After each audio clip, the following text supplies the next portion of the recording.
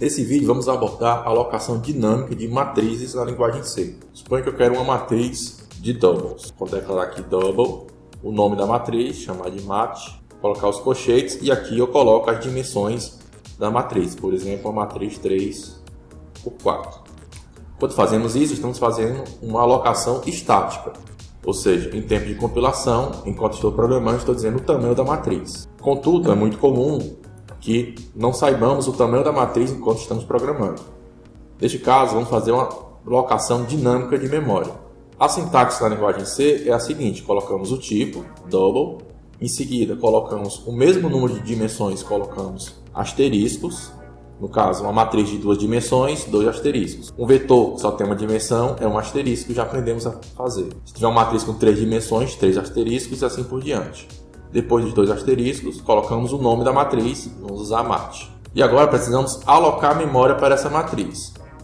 Só vamos poder alocar memória quando soubermos o tamanho dessa matriz. Então, nesse caso aqui, por exemplo, vou usar as variáveis n e m para indicar o número de linhas e o número de colunas.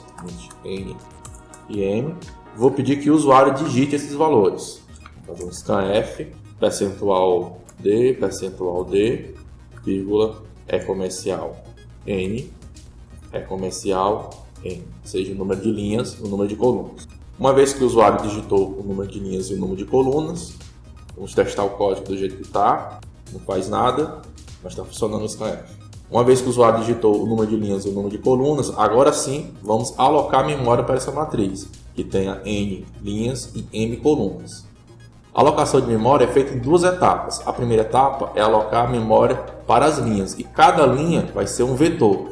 Eu começo alocando memória para as linhas, faço mat, receber malloc, e o número de linhas, n, vezes a quantidade de memória que cada linha ocupa, size of. Acontece que cada linha é um ponteiro para um double. Cada linha é um vetor dinâmico de doubles. Então aqui size of, um ponteiro para double, asterisco, ponto e vírgula. Assim eu estou alocando memória para cada uma das linhas, mas eu não aloquei memória das linhas. Eu não tenho espaço para colocar os doubles. E a segunda etapa é justamente alocar para cada linha, alocar a memória para guardar os valores. Para fazer isso, eu vou precisar de uma variável de controle i, porque eu vou fazer uma iteração para cada linha.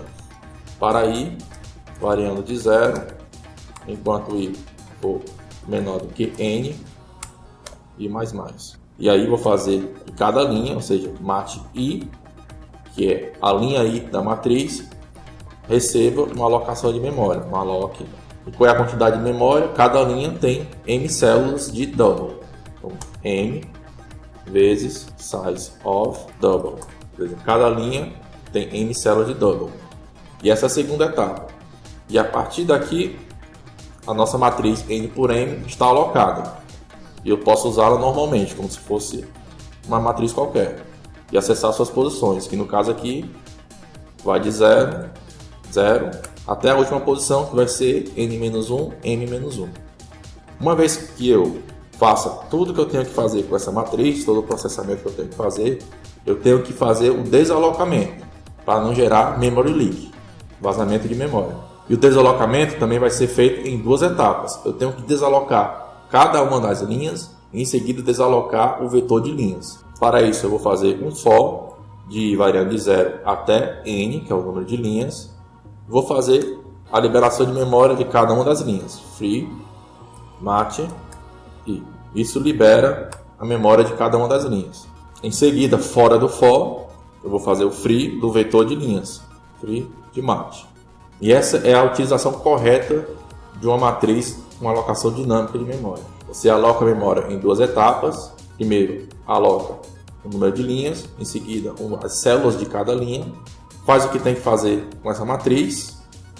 Quando acabar de utilizar essa matriz, você tem que desalocar essa matriz. A desalocação é feita no processo invertido. Primeiro desaloca cada uma das linhas, em seguida desaloca o vetor de linhas. Vou executar para ver se não há nenhum erro. Não há nenhum erro visível.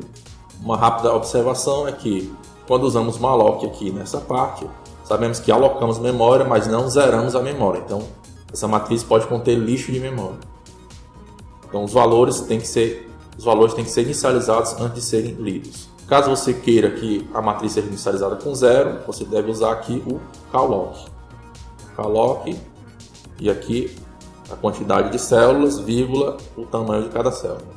Vou escrever aqui o código que imprime na tela essa matriz de forma tabular. Então faz um for de um i, que varia de 0 a n, e um for de um outro, e o for usando uma outra variável de controle, vou usar j, que varia de 0 a n. Então, para i variando de 0 a n, ou seja, para cada linha, para j variando de 0 a n, ou seja, para cada célula de cada linha, printf, percentual lf, vou formatar aqui como sendo 9 dígitos, usando duas casas decimais, com espaço, o valor da célula. O valor da célula é mat e j, ou seja, linha i, coluna j. Ponto e vírgula. No final da impressão de cada linha, esse for faz a impressão da linha, eu faço uma quebra de linha, printf, quebra de linha, que é o barra n.